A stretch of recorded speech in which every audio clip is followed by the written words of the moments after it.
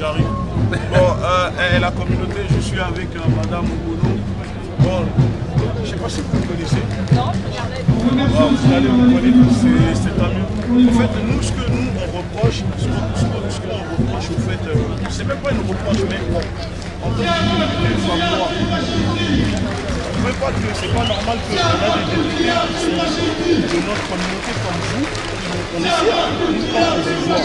Mais on a l'impression que malgré que vous êtes là, il y a des politiques qui se permettent malgré tout de nous cracher dessus.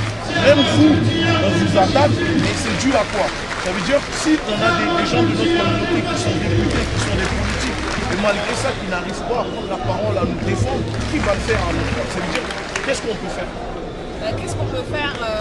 C'est que les citoyens et citoyennes, d'ailleurs, qu'ils soient noirs, arabes, asiatiques, etc., parce que ça concerne la question que vous pointez là, c'est la discrimination, les discriminations dont sont victimes aujourd'hui des populations dans ce pays, et donc ça concerne tout le monde, et tout le monde devrait être mobilisé, comme aujourd'hui, comme dans tous les mouvements qui demandent des droits et qui demandent des égalités. Donc ça, c'est un appel à tout le monde, que ce soit, voilà, ça religion, etc. Et puis exiger des représentants, des élus, des députés, des maires, etc., qui défendent effectivement des politiques d'égalité, de partage, et donc être pertinent là-dessus. Et c'est là où à la fois le bulletin de vote, mais pas que le bulletin de vote, parce que c'est pas juste aux élections, on met le bulletin et après tranquille, chacun fait ce qu'il veut. C'est être constamment en alerte, interpeller les élus, leur demander des comptes, parce que, encore une fois, être élu, c'est rendre compte aux personnes. Donc aller au conseil municipal, demander des rendez-vous avec l'élu dans les permanences, et leur demander des comptes sur ce qu'ils font et quelles sont les conséquences de leur politique. Donc, dans tous les cas, moi, en tant qu'élu, la conception que j'ai de ma responsabilité, et avec mon groupe, les propositions qu'on défend à l'Assemblée, c'est à la fois pour s'opposer à toutes les politiques justement qui renforcent la discrimination, et proposer d'autres politiques d'égalité pour effectivement qu'il y ait une justice sociale et une égalité de droits. Mais par exemple, nous, en fait, on est en mouvement citoyen, on est en mouvement, on s'appelle la Ligue de défense noire africaine. Nous, on se bat contre la discrimination, la négrophobie et le racisme.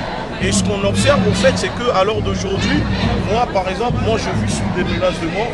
C'est pour ça que je suis avec mon équipe, parce qu'on nous traite de racistes anti-blancs. En fait, c'est que là, par exemple, Marine Le Pen m'a déjà attaqué plusieurs fois, notre mouvement, elle n'hésite pas, l'extrême droite, parce que récemment, c'est nous, on a fait licencier Romain Espino de Génération Identitaire parce qu'il s'en prenait aux migrants. Nous, on ne demande pas aux migrants, aux Africains de venir envahir les Français. Mais quand ils sont là, ce sont des humains. On doit respecter leurs droits. Une fois qu'ils sont sur le territoire, la France est dans l'obligation, c'est une obligation, c'est un droit, c'est un devoir de respecter leurs droits. Et quand on voit que des Africains, soit tout simplement parce que ce sont des Africains, ce sont des Noirs, se font attaquer par des identitaires, et qu'on voit que dans les médias, la plupart des élus ne disent rien, à part vous, parce qu'eux-mêmes contribuent à l'enchaînement, en fait, à la haine envers la population noire de France. Et qu'à un moment, en fait, nous, on en a marre, en fait. Nous, on aimerait juste vous dire que les Noirs de France,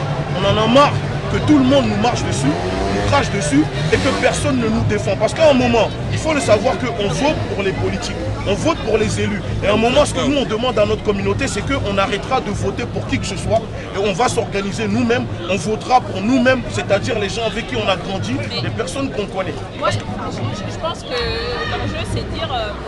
Déjà sur les migrants, c'est effectivement beaucoup de migrants et migrantes d'Afrique subsaharienne, de Noirs, mais c'est aussi des personnes qui viennent de Syrie, du Moyen-Orient, etc. Donc c'est une xénophobie effectivement généralisée, des lois qui alimentent les discours de l'extrême droite quand on parle de submersion, d'invasion, ce qui n'est absolument pas le cas, effectivement.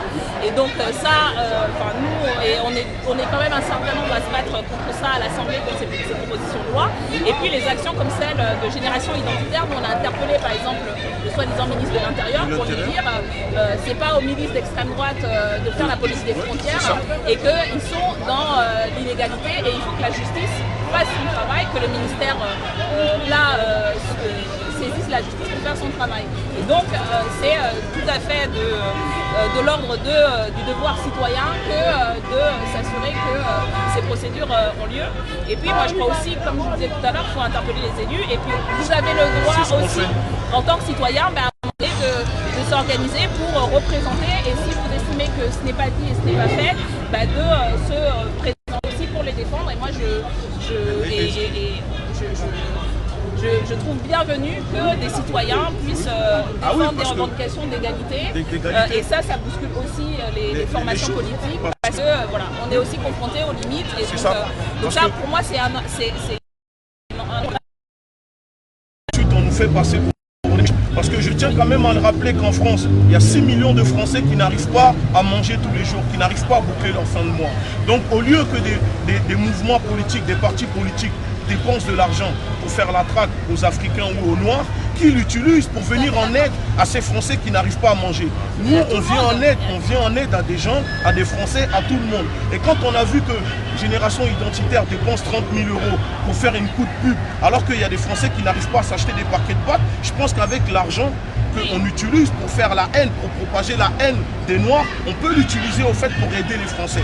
Et il faut le dire aussi que si ces migrants, si ces Africains viennent en France, ils ne viennent pas parce que, par plaisir, ils viennent parce que la France, le système, l'État français pille les ressources de ces personnes. Quand on laisse des femmes mourir de faim, quand on pille des ressources, il ne faut pas s'étonner que quand la France vend des armes, crée des génocides, les personnes, quand ils arrivent à échapper à ces balles, à ces armes vendues par la France, la moindre des choses, c'est que la France les prenne en charge.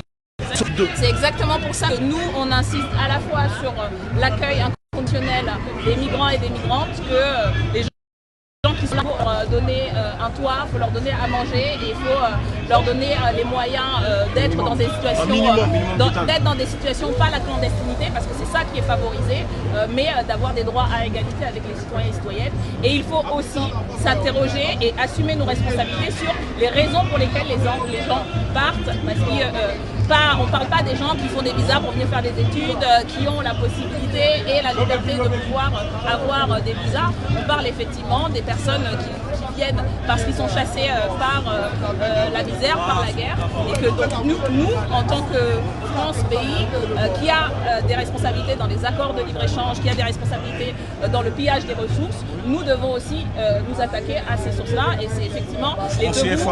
Le franc CFA, le maintien des économies dans une dépendance et y compris l'intervention des services publics français, des grands groupes français qui empêchent que les pays développent leurs propres services publics, etc. Effectivement, je suis tout à fait d'accord, il faut faire les deux, accueillir inconditionnellement et s'attaquer aux causes dont nous sommes directement responsables. Et c'est ça, en tout cas moi c'est cette bataille-là que je mène avec mon groupe sur cette question précisément, parce qu'on ne peut pas se défausser de nos responsabilités. Et juste pour finir, moi vous voyez sur Lyon, on a un groupe de mineurs. Les mineurs, ce sont des migrants, une soixantaine isolés. On est parti les aider.